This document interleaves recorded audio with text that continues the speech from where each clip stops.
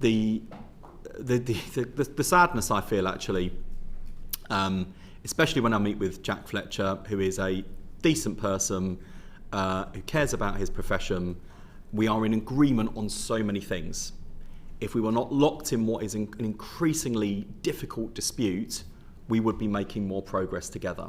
And these strikes are going to come at a cost around £250 million and impact on the operational pressures, impact on patients and the whole NHS workforce. And I deeply regret we're in this situation. Thank you very much. Great. Well, so far, not least thanks to the way that Jim and Elizabeth Omani, the Chief Financial Officer of the NHS, have managed with the system to keep costs under control this year.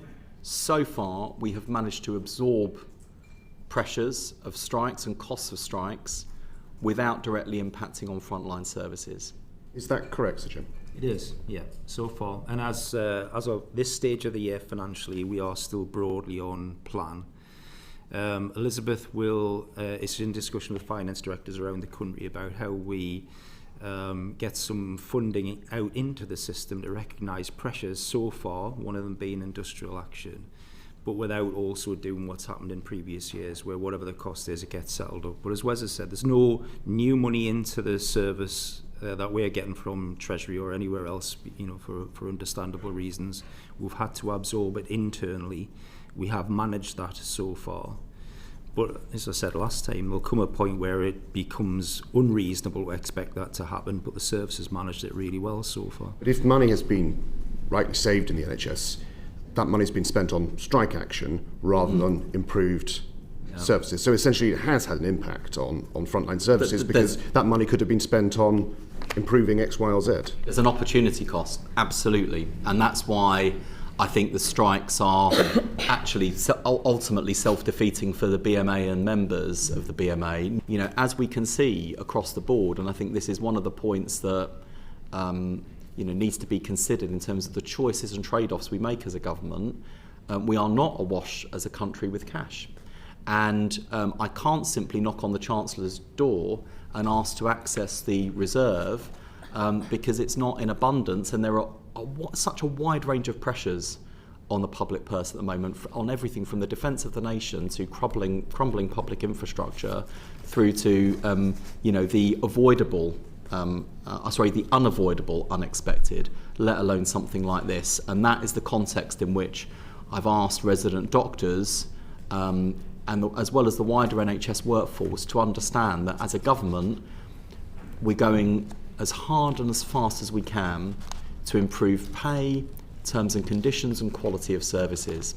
Our job is made harder if we're locked in disputes and strike action that cost all of us, including doctors, because this does, as you've rightly pointed out, there's an opportunity cost of £500 million that has gone funding strikes that could have gone into funding a whole number of things that we and the BMA would agree on in terms of areas to make progress. Thank you. And listening to the BMA reps yesterday, I think there is agreement between us and the BMA that's a good thing to do.